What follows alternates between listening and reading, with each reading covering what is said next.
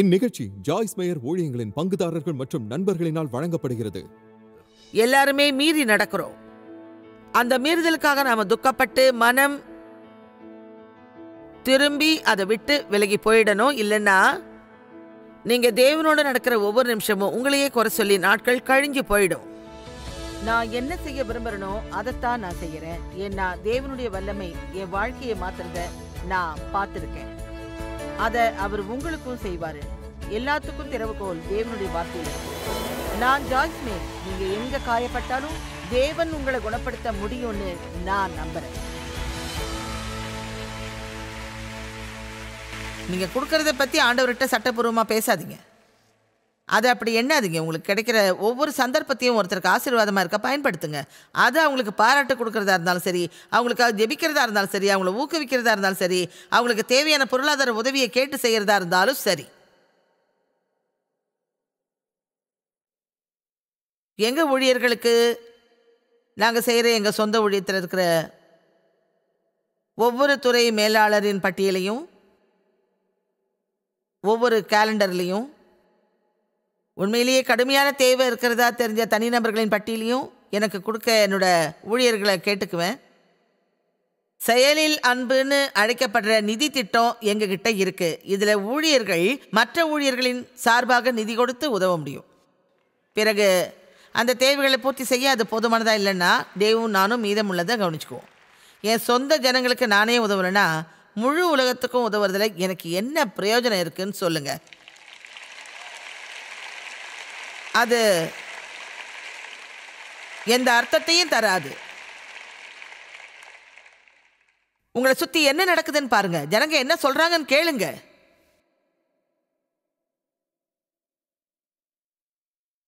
தேவனுடைய அன்பு நாம செய்யற கிரியைகளின் அடிப்படையில் கிடைக்கிறது இல்லை. ஆனா அவர் நம்ம மேல எவ்வளவு அன்பு வச்சிருக்காருங்கிறத உண்மையா புரிஞ்சுக்கிட்டோம்னா நாமே நல்ல விஷயங்களை செய்ய ஆசைப்படுவோம். இன்னைக்கு நான் உங்ககிட்ட சொல்ல வர முக்கியமான விஷயமும் இதுதான். நீங்க ஆண்டவரை நேசிக்கிறீங்கன்றதை நிரூபிக்க அல்லது அவரை உங்களுக்காக ஏதாவது செய்ய வைக்க நீங்களா எந்த காரியமும் செய்யணும்னு அவசியமே இல்லை. தேவனுடைய அன்பை சம்பாதிக்க அதிக நேரம் நீங்க செலவிடுறீங்களா? அவரோட அன்பு இலவசம். ஆண்டவர் என்னை நேசிக்கிறாரு, நான் விசேஷமானவ, நான் அவரோட கண்ணின் மணி, அவர் என் மேல சந்தோஷமா மகிழ்வாரு, காலையில எழுந்த உடனே என் மேல கம்பீரமா களி கூடுவார்னு வேதம் இதைத்தான் சொல்லுது. இப்படி சொல்றதெல்லாம் ஒரு வசனம் சொல்லுது. அது உங்களில் உள்ள சகல நன்மைகளும் தெரியப்படுகிறதுனாலே அங்கீகரிக்க வேணும் அப்படின்னு. நீங்க உங்களில் உள்ள ஒவ்வொரு நல்ல விஷயத்தையும் அங்கீகரிக்கணும். எத்தனை பேர் இதை செய்றீங்க? நம்ம கிட்ட இருக்கிற ஒவ்வொரு கெட்ட விஷயத்தையும் நம்ம ஒப்புக்கொள்றோம். நம்முள்ள இருக்கிற நல்லதையும் அங்கீகரிக்க கூடாது. செப்பனியா 3:17 இது அருமையான வசனம். உன் தேவனாகிய கர்த்தர் உன் நடுவில் இருக்கிறார், அவர் வல்லமை உள்ளவர், அவர் ரட்சிப்பார். அவர் உன் பேரில் சந்தோஷமாய் மகிழ்ந்து தம்முடைய அன்பின் நிமித்தம் அமர்ந்திருப்பார். அவர் உன் பேரில் கம்பீரமாய் களி கூறுவார், மகிழ்வுடன் பாடுவார். இப்ப இதையும் கேளுங்க. தம்முடைய அன்பின் நிமித்தம் அமர்ந்திருந்து கடந்த கால பாவங்களை குறித்து நினைக்காமலும் அவற்றை நினைவு கூறாமலும் இருப்பார். அவர் உன் பேரில் கம்பீரமாய் களி கூறுவார். அதாவது நம்ம ஏதாவது தவறு செய்யறோம்னா அதை ஆண்டவர்கிட்ட ஒப்பு கொடுத்து அதுலேருந்து விலகி மாற்றத்துக்கு தயாராயிடணும். அவர்கிட்ட மன்னிப்பு கேளுங்க, அவர் மன்னிக்கிறவர். அப்படியும் அந்த பாவத்தை, அந்த குற்ற உணர்வை நம்மளால மறக்க முடியலையா? ஞாபகம் வருதா? அது தேவன்கிட்ட இருந்து இல்லை, சாத்தான் கிட்ட இருந்து வரதா இருக்கும். பிசாசு அதைத்தான் செஞ்சுக்கிட்டு இருக்கான். சாத்தான் நம்ம குற்ற உணர்ச்சியில வச்சிருக்கிறதுலயே சந்தோஷப்படுவான். நாமும் அதுல பயணிச்சு நம்ம நாமே தண்டிச்சுக்கிறோம். நான் குற்ற உணர்வுல விழுந்தே வாழ்ந்தவ. நான் தவறு செய்யலைனாலும் சரியான விஷயம் செஞ்சனா, அதனால ஒவ்வொரு நாளும் சில விஷயத்த சொல்லிக்கிட்டு இருப்பேன். இதை சொன்னா சாத்தான் நிச்சயமா கோவப்படுவான். நல்லவேளை ஆண்டவர் என்னை நேசிக்கிறாரு. என்னோட உணர்ச்சிகளை மேம்படுத்துறதுக்கோ ஆவிக்குரிய பிரகாரமா புத்திசாலித்தனத்திலேயோ இதை நான் பேசல. நீங்களும் இதை சொல்றீங்களா? பிசாசு உங்க காதுல அப்பப்ப கிசுகிசுப்பான். நீ செஞ்ச தவற பாத்தியா? அப்புறம் எப்படி அவர் ஒன்று அங்கீகரிப்பாருன்னு. அவர் நம்ம எல்லா செயல்களையும் அங்கீகரிக்க மாட்டாரு. நான் அதை பத்தி சொல்லல. அவர் உங்களை அங்கீகரிக்கிறாரு அப்படிங்கிறத எந்த அளவுக்கு நீங்கள் அதிகமாக புரிஞ்சுக்கிறீங்களோ அந்த அளவுக்கு நம்ம தவறுகள் செய்யறதையும் நிறுத்துவோம். உங்ககிட்ட ஏதாவது அடிமைத்தனம் இருந்தா அதை மேற்கொள்ள நீங்கள் ரொம்பவும் போராடுறீங்கன்னா அது எவ்வளோ முயற்சி பண்ணாலும் நடக்கலைங்கிறதுனால சோர்ந்து போவீங்க. உண்மை என்னன்னா, நீங்கள் எவ்வளோ கஷ்டத்தோடு முயற்சி பண்ணாலும் அவ்வளோ கஷ்டத்தோடு விரக்தி அடைஞ்சிருவீங்க. அது என்னன்னு யூகிக்க முடியுதா? விரக்தியோடு நான் நிறைய நேரத்தை செலவிட்டிருக்கேன். ஆண்டவர் இப்படி இதை சொன்னப்போ அது எனக்கு ரொம்ப உதவியாக இருந்துச்சு. ஆண்டவர் இதை எனக்கு காட்டினப்போ, மாம்சத்தின் கிரியைகள் வெளியரங்கமாக இருக்கிறது அப்படின்னு சொன்னப்போ நான் உணர ஆரம்பித்தேன். ஒவ்வொரு முறையும் நான் விரக்தியோடு பயத்தில் இருக்கிறப்போ ஒரு விஷயத்தை செய்ய ஆரம்பித்தேன். ஆண்டவர்கிட்ட திரும்பணுங்கிற ஒன்றை நான் செய்ய ஆரம்பித்தேன். அதை செய்யறதுக்கு அவரை விசுவாசிக்கணும். ஆமேன்.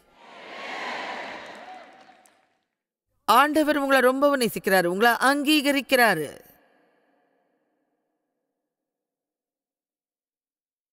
அவரு உங்களை தாயின் கர்ப்பத்தில் தம்முடைய கருத்தால உண்டாக்குனவர்.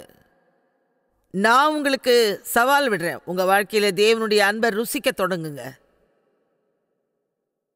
1 யோவான் 4:16 என் வாழ்க்கையை மாற்றிய ஒரு அற்புதமான வசனம். அது சொல்லுது, அறிந்து விசுவாசித்திருக்கிறோம், புரிந்து கொள்கிறோம். சொல்லுங்க, அறிந்து விசுவாசித்திருக்கிறோம். பிறகு கவனிக்கிறோம், அனுபவத்தின் மூலம் உணர்கிறோம். அதாவது அதை தேடுவது. அனுபவத்தின் மூலம் ஆண்டவர் நம் மீது வைத்திருக்கும் அன்பை நாம் விசுவாசிக்கிறது, பற்றி கொள்வது, நம்புவது. இது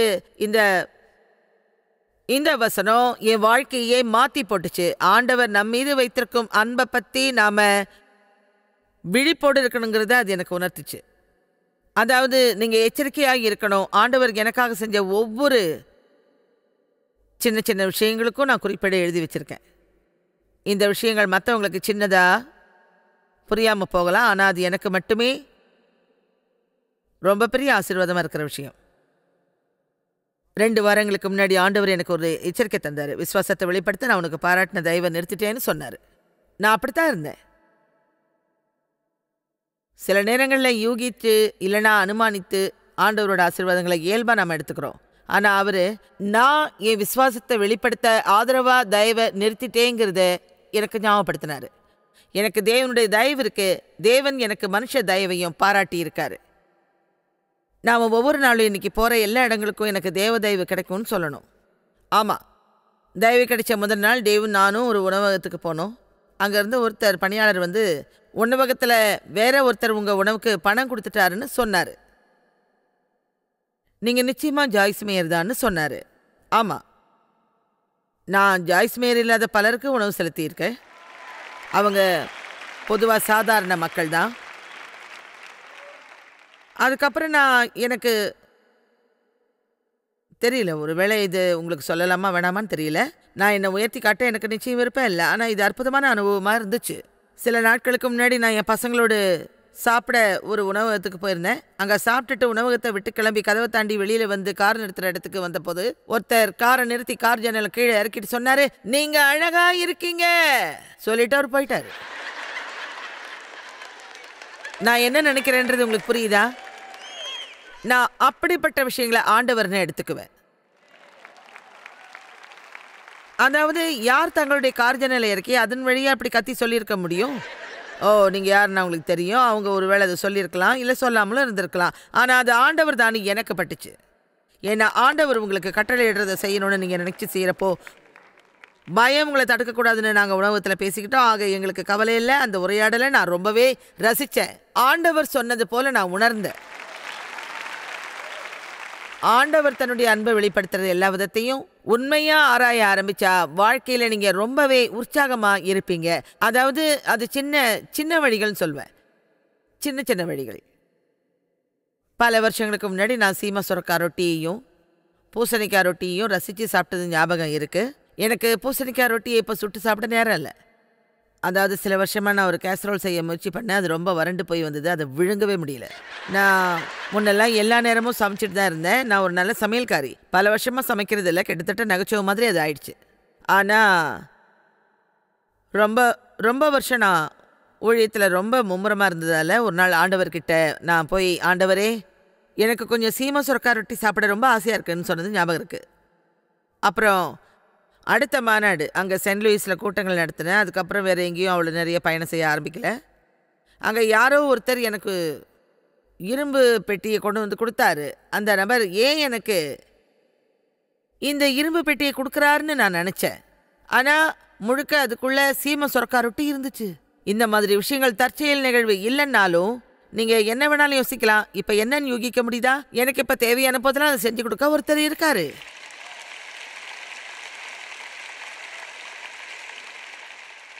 கர்த்தரிடத்தில் மனமகிழ்ச்சியாயிரு, அவர் உன் இருதயத்தின் வேண்டுதல்களை உனக்கு அருளச் செய்வார்.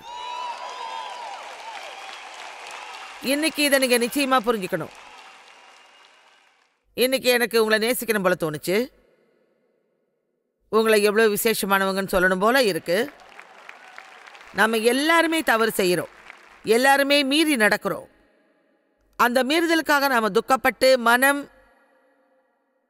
திரும்பி அதை விட்டு விலகி போயிடணும். இல்லைன்னா நீங்கள் தேவனோடு நடக்கிற ஒவ்வொரு நிமிஷமும் உங்களையே குறை சொல்லி நாட்கள் கழிஞ்சு போயிடும். நீங்கள் செய்கிற ஒவ்வொரு தவறையுமே மொத்தமாக யோசிச்சுட்டு இருக்காதீங்க. அதுக்கு பதிலாக மற்றவங்களுக்கு நீங்கள் என்ன செய்ய முடியுங்கிறதுல அதிக கவனம் செலுத்துங்க. மறுபடியும் சொல்கிறேன், ஆண்டவரை நேசிக்கிறத வெளிப்படுத்துறதுக்கான சிறந்த வழி மற்றவங்களுக்கு நீங்கள் நல்லது செய்யறது தான். ஒருவேளை நீங்கள் யாரையாவது பார்த்து அழகாக இருக்காங்கன்னு சொல்லியிருக்கலாம். எப்போவாவது ஒருத்தரை பார்த்து இப்படி சொல்லும்போது அவங்ககிட்ட இப்படி சொல்லியிருக்காங்களா? என் முழு நாளையும் நீங்கள் மாற்றிட்டீங்கன்னு சொல்லுங்கள். உங்களுக்கு இப்படி யாராவது சொல்லியிருக்காங்களா?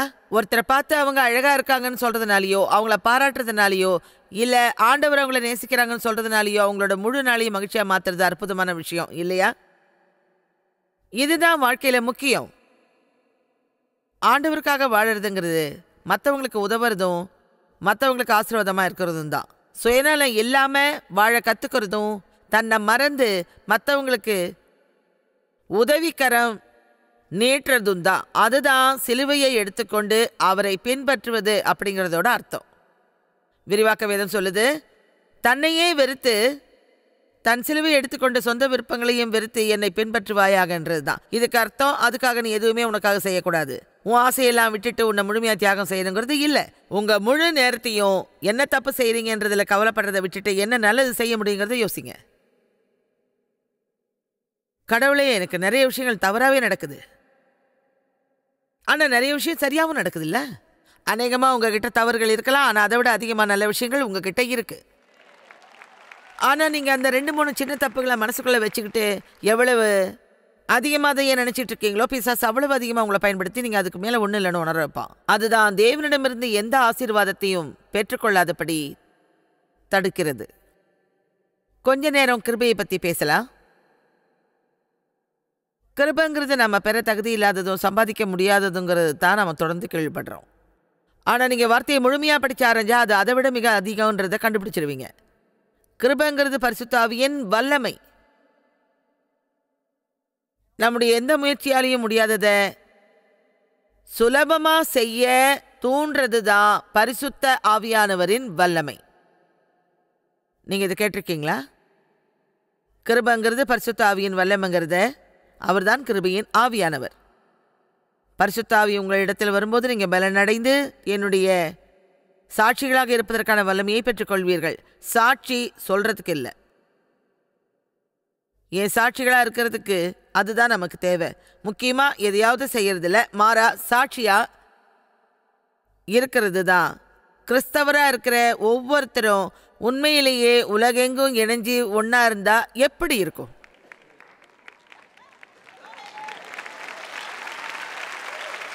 நீங்கள் வீட்டுக்கு போய் இயேசுவை பற்றி சொல்கிறத விட உங்கள் வாழ்க்கையில் அவரை காண்பிச்சா அதிகமான ஆத்மாக்களை கிறிஸ்துவுக்காக ஆதாயப்படுத்தலாம். அப்போஸ்தலர் 1:8 பரிசுத்த ஆவி உங்கள் இடத்தில் வரும்போது நீங்கள் பலனடைந்து சாட்சி சொல்லணும்னு அவர் சொல்லவே இல்லை. மாறா நீங்கள் எனக்கு சாட்சியாக இருப்பீங்கன்னு தான் சொல்கிறாரு. ஆனால் மக்களே, அதை வேடிக்கையாக நினைக்கிறேன். ஏன்னா உலகத்தில் உள்ளவங்களுக்கு அது என்னன்னு தெரியாது, அபிஷேகம்னா என்னன்னு தெரியாது. ஆனால் சில சமயங்களில் ஜனங்க இப்படி என்னை பற்றி தெரியாதவங்களை பற்றி நான் இப்போ பேசுகிறேன். ஆனால் அவங்க சொல்லுவாங்க, ஜாய்ஸ் மேயர் உங்ககிட்ட ஏதோ வித்தியாசமான ஒரு விஷயம் இருக்குன்னு. இன்றைக்கி எனக்கு ஒப்பனை செஞ்ச பொண்ணு, இன்னொரு பொண்ணு என்னை பற்றி சொன்னதை என்கிட்ட சொன்னா. அவ என்ன சொல்லியிருக்கான்னா, அதாவது அது என்னன்னே எனக்கு தெரியல, ஆனால் அவங்கள எனக்கு ரொம்ப பிடிக்கும்னு. அதுதான் நம்முடைய வாழ்க்கையில் தேவனுடைய பிரசன்னம். இந்த தேவ பிரசன்னம் நீங்கள் போகிற எல்லா இடங்கள்லையும் தயவையும் ஆசீர்வாதத்தையும் கொண்டு வரும். ஆமென். நான் சொல்கிறது என்னென்னா, என் கணவர் நான் ஊழியத்தில் வந்தப்போ தன்னுடைய சின்ன கால்ஃப் விளையாட்டை விட்டு கொடுக்க வேண்டியிருந்துச்சு. அப்போது ஒரு பெரிய தியாகம். ஏன்னா அவருக்கு வாரந்தோறும் நண்பர்களோடு விளையாடுறது ரொம்ப பிடிக்கும். ஆனால் இப்போது ஆண்டவர் நாட்டின் மிக சிறந்த கால்ஃப் மைதானங்களில் விளையாடுறதுக்கு அவருக்கு விசேஷமான தயவை கொடுத்துருக்காரு. உங்களுக்கு ஒரு விஷயத்த சொல்லணும். ஆண்டவர் ஒரு முறை என்கிட்ட, நீ என் வேலையை கவனிக்கிறதால நான் எப்போவுமே உன் வேலையை கவனிச்சுக்குவேன்னு சொன்னார். இன்னைக்கு நான் இங்கே தேவனுடைய வேலையை செஞ்சுக்கிட்டு இருக்கேன். முழு நம்பிக்கையோடு எதிர்பார்க்குறேன். இன்னைக்கு என் தேவை அனைத்தையும் ஆண்டவர் பார்த்துக்குவாருன்னு. எனக்கு என்ன தேவையோ அதை அவர் கவனிச்சுக்குவார். கிருபைங்கிறது வல்லமை. இங்கே அது உங்களை மாற்றுறதுக்குன்னு சொல்லுது. பல அற்புதமான வேதவசனம் இதை பற்றி இருக்குது. யாக்கோபு 4:6 அவர் பேசுகிறாரு. நீங்கள் உலகத்தை நேசிச்சா அது விசுவாசத்துக்கு உகந்ததல்ல, மாறா அது தவறான உறவை போலன்னு சொல்கிறாரு. ஆனால்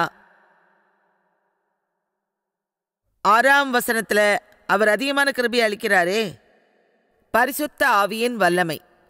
இதை கொண்டு பாவ இச்சைகளையும் பிற தீமைகளையும் முழுமையாக மேற்கொள்ள முடியும். இது எனக்கு 40 ஆண்டுகளுக்கு முன்பு கடைசியாக தேவ கிருபை மட்டுமே என்னை மாற்ற முடியுங்கிறத உணர்ந்தப்போ அது பெரும் மாற்றத்தை கொண்டு வந்தது. எனக்கு அது என்ன அர்த்தங்கிறத எப்படி சொல்கிறதுன்னு தெரியல. நான் என்னை மாற்ற முடியாதுன்னு நினைக்கிற வேளையில் என்னை மாற்றக்கூடிய ஒன்று இருக்குன்னா அது தேவ கிருபை மட்டுமே தான். ஆக உங்களால் ஒருபோதும் மாற முயற்சிக்க முடியாது. அதுக்கு பதிலாக ஆண்டவர்கிட்ட கேளுங்க, ஆண்டவரே என்னை மாற்றும்னு. அவர் நமக்கு சகாயர், அவர் நம் தேற்றரவாளர். ஆமேன். நான் உங்களை ரொம்ப அன்பாக நடத்திக்கிட்டு இருக்கேன். பொதுவாக நான் இங்கே வந்தால் விஷயங்களை பிரித்து கிழிச்சிடுவேன்.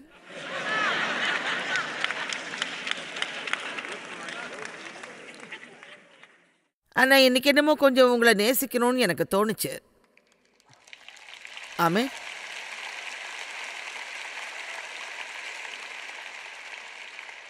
இப்போ நீங்கள் அடுத்த கூட்டத்துக்கு இருக்க விரும்பினா அது கொஞ்சம் முரட்டுத்தனமாக இருக்கும்.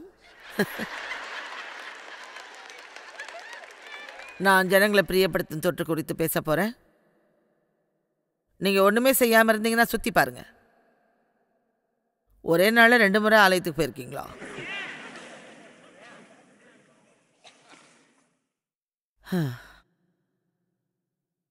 நீங்கள் இனிமே கவலைப்படவே வேண்டியதில்லை. நீங்கள் பவுலோட பிரசங்கத்தை ரோமர் அதிகாரம் 7:15 முதல் மற்றும் அதிகாரம் 8:1 வரை வாசித்தால் அது நம்ம போலவே இருக்கும். எப்படின்னா, நான் செய்கிறது எனக்கே சம்மதம் இல்லை, நான் விரும்புறதை செய்யாமல் வெறுக்கிறத செய்கிறேன், இப்படி நான் விரும்பாத செய்கிறவனா இருக்க நியாயப்பிரமாணம் நல்லதுன்னு ஒத்துக்கிறேனே, அது நான் இல்லை, எனக்குள்ள வாசமாக இருக்கிற பாவம் தான் அப்படி செய்யுது. இதை படிச்சுட்டு நீங்கள் கேட்கலாம், அவர் என்ன பைத்தியமா? ஆனால் இதை பற்றி அழகான விஷயம் என்னென்னா, அவர் சொல்கிறாரு, அந்த நிர்பந்தமான மனுஷன் நான். சில சமயங்கள் அப்படி உணர்றது உண்டு. ஆனபடியால் நன்மை செய்ய விரும்புகிற என்கிட்ட தீமை உண்டு என்கிற ஒரு பிரமாணத்தை காண்கிறேன். எனக்கு யார் உதவுவாங்க? எனக்கு ஏதாவது உதவி கிடைக்குமா? ஓ, அந்த நிர்பந்தமான மனுஷன் நான். இந்த மரண சரீரத்திலிருந்து யார் என்னை விடுதலையாக்குவார்? ஓ, நம்முடைய கர்த்தராகிய இயேசு கிறிஸ்து மூலமாய் தேவனை ஸ்தோத்திரிக்கிறேன். இந்த மரண சரீரத்தில் என்று யார் என்னை விடுதலையாக்குவார்? ஆண்டவர் தாமே உங்களை விடுதலையாக்குவார். நீங்க செய்ய வேண்டிய எல்லாத்துக்கும் யார் உங்களுக்கு உதவுறது? அவரே விடுதலையாக்குகிறவர். நீங்க திருப்பு முனையையும் வெற்றியும் பெறும்போது அதுக்கான பெருமையை நீங்க எடுத்துக்க கூடாது. இப்போ கொஞ்சம் நான் வாசிக்கிறது கேளுங்க. ரட்சிப்பு குறித்த வசனத்தை இப்போ வாசிக்கிறது கேட்டீங்க. நீங்க எப்படி கிறிஸ்துவை ஏற்றுக்கொள்வது? இன்னைக்கு நீங்க இங்க இருந்தாலோ அல்லது வீட்டிலேருந்து பார்த்துட்டு இருந்தாலோ உங்க ஜீவனை இயேசுவுக்கு ஒப்பு கொடுக்குறீங்கன்னா, ஏன் இப்போ உங்க விசுவாச கரத்தை நீட்டி அதை பெற்றுக்கொள்ளக்கூடாது? அவரை மட்டுமே ஏற்றுக்கொள்ளுங்க. வேதம் சொல்கிறது, நாம் பாவிகளாயிருக்கையில் கிறிஸ்து நமக்காக மரித்தார்னு. கொஞ்சமும் கவலையற்று கிடந்தப்போ அவர் நமக்காக மரித்தார். தேவன் தனது ஒரே பேரான குமாரனை நம்மிடத்தில் ஒரு பயங்கரமான மரணத்திற்கு அனுப்பினாருங்கிறதன் மூலம் நம் மீதான தமது அன்பை விளங்க பண்ணியிருக்கார். அவர் நம்ம மனதில் நினச்சிருக்காரு, உங்களை அவ்வளோ நேசிக்கிறாரு. ஆக இந்த மகத்தான ரட்சிப்பின் ஈவை நீங்கள் பெறாமல் இருந்தால் இன்னைக்கு நீங்கள் இந்த ஒரு எளிய ஜெபத்தை மட்டுமே ஏறிடுங்க. இது அவ்வளோ சுலபமாக முடியாது. கண்டிப்பாக நான் வெளியில் போய் என்ன நானே நேராக்கிக்கணும் அப்படின்னு நீங்கள் சொல்லலாம். இல்லை, அது நகைப்புக்குரியது. நீங்கள் உங்களையே நேராக்கிக்க முடியாது. இங்கேருந்து போகும்போது எனக்கு இலவசமாக கொடுக்கப்படுறதை நீங்கள் ஏற்றுக்காமல் போனால் வாழ்க்கையில் உங்கள் மீதி காலம்லாம் விரக்தியாக தான் நீங்கள் இருப்பீங்க. இதன் பிறகுதான் மாற்றம் நடக்க ஆரம்பிக்கும். நீங்கள் முதலாவது மாற்றமடைய வேண்டிய அவசியமே இல்லை, அவரே உங்களை மாற்றுவார். ஆக நீங்கள் இன்னைக்கு இங்கேருந்து நான் ஒரு கிறிஸ்தவனாக இருக்க விரும்புகிறேன்னு சொன்னால் அதுக்கான அர்த்தம் நீங்கள் கிறிஸ்துவை பின்பற்றுபவராக இருக்கணும். நான் ஒரு கிறிஸ்தவனாக இருக்க விரும்புகிறேன், ஆனால் நான் என் வாழ்க்கை இது வரைக்கும் உண்மையிலேயே அவருக்கு ஒப்புக் கொடுக்கலன்னு சொல்கிறீங்களா? ஒருவேளை இன்னைக்கு செய்ய வேண்டிய நேரம் இதுவாக இருக்கலாம். பழைய வாழ்க்கைக்கு திரும்பி கிறிஸ்துவை விட்டு பின்வாங்கி போயிருக்கலாம். இப்போ உங்களோட சேர்ந்து நான் ஜெபிக்க போகிறோம். அது நீங்கள் தான்னா உங்கள் கரத்தை உயர்த்தி நீங்கள் எங்கே இருக்கீங்கன்றதை தெரியப்படுத்துங்க. பரவாயில்ல, எல்லா இடத்துலையும் ஏராளமாக இருக்கீங்க. ஆஹா, அருமை அருமை. இன்னொரு விஷயத்தையும் இப்போ நான் சொல்ல போகிறேன். உங்களை சங்கடப்படுத்த நான் இதை செய்யலை, ஆனால் நீங்கள் உண்மையிலேயே உண்மையான நோக்கத்தில் செய்கிறீங்கன்னா எழுந்து நில்லுங்கன்னு சொல்ல போகிறேன். சரியா?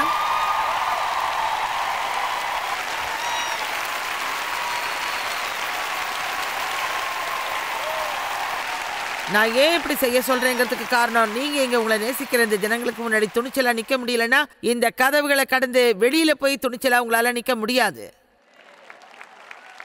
ஆகவே நீங்க இங்க கிறிஸ்துவுக்காக நிக்கணும். ஆமா, என் வாழ்க்கையில இயேசுவை நேசிக்கிறேன். நாம எல்லாரும் இணைஞ்சு இந்த ஜெபத்தை ஏறெடுக்கலாம். பிதாவே, உம்மை நான் நேசிக்கிறேன். இயேசு எனக்காக மரித்தார்னு விசுவாசிக்கிறேன். அவர் என் பாவங்களுக்காக விலைக்கரையும் செலுத்தினார். நான் அதற்கு தகுதியானவள் இல்லை என்பது எனக்கு தெரியும். ஆனால் நான் இப்போது கிறிஸ்துவை என் வாழ்க்கையில் ஏற்றுக்கொள்கிறேன். எனக்குள் வந்து வாசம் செய்யும். என் எல்லா மீறுதல்களையும் மன்னியும். புதிய ஆரம்பத்தை எனக்கு கொடுங்கள். நான் உம்மை நேசிக்கிறேன். எனக்கு நீர் தேவை. நீர் என்னை நேசிக்கிறீர் என்று எனக்கு தெரியும். என்னை இப்படியே ஏற்றுக்கொள்ளுங்கள். என்னை எப்படி வணைய விரும்புகிறீரோ அப்படியே வணைந்து கொள்ளும். நான் ரட்சிக்கப்பட்டேன் என்று விசுவாசிக்கிறேன். நான் பரலோகத்திற்கு செல்லும்போது இந்த பயணத்தை அனுபவிப்பேன். ஆமென். எல்லாரும் தேவனுக்கு மகிமை செலுத்துவோமா? ஆமென்.